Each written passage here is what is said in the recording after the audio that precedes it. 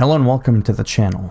There will be a link down in the description box if you want to read the patch notes at your own leisure, which I suggest you do because I can get a little weird. Borderlands 3. The 3 stands for 3 hours because that's how long it's going to take to go through these patch notes. Let's try and get through it. So we've got a patch and some hotfixes for June the 25th, 2020. Today we'll release, never mind the small chat, let's just get into the new content. Added support for Borderlands 3's third campaign add-on Bounty of Blood. Due to complications related to the ongoing COVID-19 pandemic, only English and German voiceovers will be available. Rammstein-Wichser! At launch for Borderlands 3's third campaign add-on Bounty of Blood. Don't ask me what that was. Localized subtitles for the all supported languages will be available at launch, and localized voiceovers will be added at a later date. Ça, c'est des très belles nouvelles. Ça, c'est sûr. Increased the level cap by 3 to 60. Added 3 new Guardian rank skills and Guardian rank increase. Groundbreaker, melee, or slam attacks will trigger an aftershock, dealing 25% of the non-melee damage you have dealt over the last 5 seconds. Dead Man Walkin'. While not moving in fight for your life, your meter drains 50% more slowly. Get it? Because when you're dead, you're not supposed to be moving. But it's Dead Man Walking, so it's kind of contradict. Okay, let's just move on. Stability. Addressed a reported crash that could sometimes occur during the mission, the Family Jewel, and a Floodmore Basin. I know that if I get kicked really hard in the Family Jewel, I tend to crash momentarily. Addressed a reported concern where the game could become unresponsive after alt-tabbing out on PC.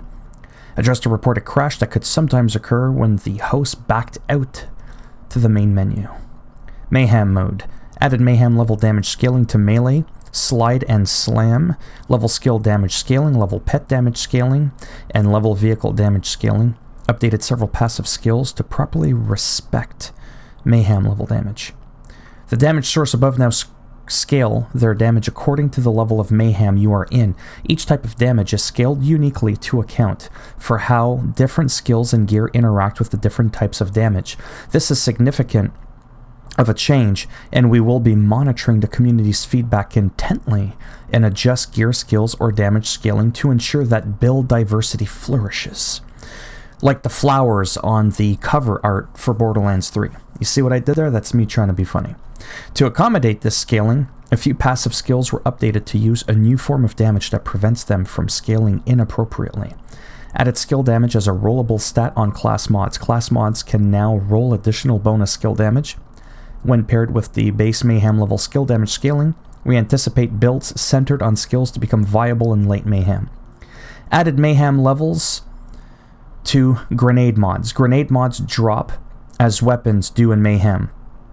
Just hopefully when you drop the grenade, the pin is still in the grenade and not out, or you're going to lose those family jewels, you know what I'm saying? With additional damage relative to the mayhem level it was required in. So the grenade mods drop as weapons do in mayhem with additional damage relative. I screwed up there because that's what I get for trying to be funny. Enabled all sources of loot to spawn mayhem gear. Mayhem gear can now be acquired from all sources of loot in the game. Vending machines, chests, mail, mission rewards, and loot enemies all have a chance to award mayhem level weapons and grenades. Changed damage source for remnant, short fuse, indiscriminate, do unto others, and ties that bind to address that they double dip and scale inappropriately at higher mayhem levels. As a result of this change, players will notice that ties that bind will not scale properly within action skill damage. This is a temporary fix that will be addressed in a future update. So in other words, don't comment about it down below.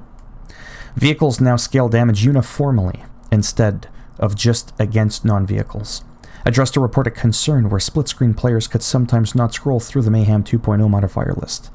Or a reported concern where Mayhem modifier drone ranger healing drone sometimes did not replicate position smoothly for clients, or where the tether from the boundary issues Mayhem modifier would sometimes persist after enemies died, or where the Mayhem vehicle damage scholars sometimes did not apply when players were in gunner seats, or where the laser flare Mayhem modifier would sometimes generate new laser beams when it took damage.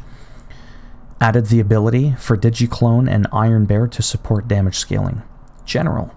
Addressed a reported concern, an issue where vehicle health would sometimes be cut off. nativized hotfixes. Hotfixes.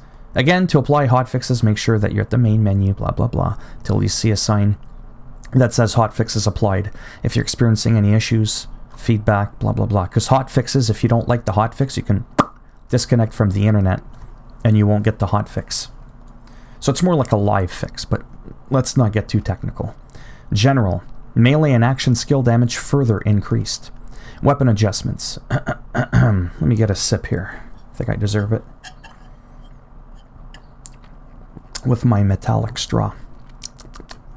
We are looking at adjusting manufacturers and weapon types across the board to bring greater parity at the base level between weapons. We're still monitoring balance between legendary gear, but wanted to first address groups of weapons to increase opportunities for weapon builds. All pistols will see a slight increase, with Jacob's pistols receiving the smallest bump and Maliwan pistols receiving the largest. As enemy health pools increased, low mag size weapons, like pistols, became less popular.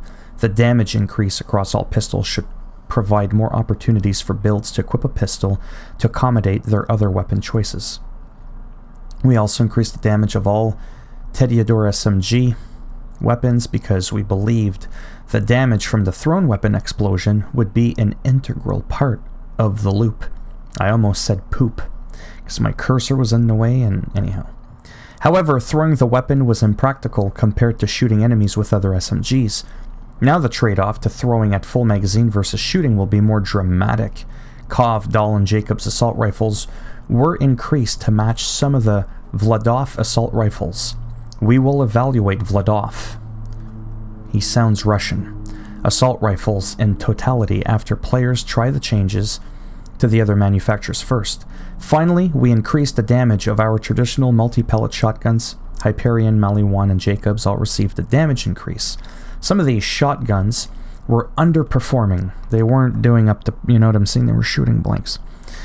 Compared to the fast-firing weapons, so now they will pack a greater punch. So increased pistol damage across all manufacturers, increased damage on the Tediador SMGs, increased the damage on the Kov, Dahl, and Jacobs assault rifles, increased damage on Hyperion, Maliwan, and Jacobs shotguns. Bounty of Blood, hotfixes. Thank the Lord, hallelujah, we're at the end of the patch notes. These hotfixes are related specifically to the Bounty of Blood campaign. Never would have guessed. To receive the changes and avoid seeing any of these issues arise, make sure that you have your hotfixes applied at the main menu. Removed 2 straggler downtown folk that were clapping their hands at the wrong time. I've seen that happen. Addressed a potential progression blocker where Flack the Beastmaster was sometimes unable to grab an important ledge. I guess he got blocked. Stopped Juno from sometimes getting stuck on a walkway. Addressed instances where cash registers would sometimes float. Wow. Okay, cool. Anyhow, that's it for the patch notes. That is it. I'm so happy I can't even tell you. So if you liked the video, go ahead, give it a thumbs up. If you didn't like the video, go ahead, give it a thumbs down. And I will make sure when you apply the update and you're like, oh, this looks really good, it will be Borderlands, the pre-sequel, that loads instead. And your Borderlands 3 license, it's revoked. However, if you want to subscribe to the channel, we can work something out. That would be great.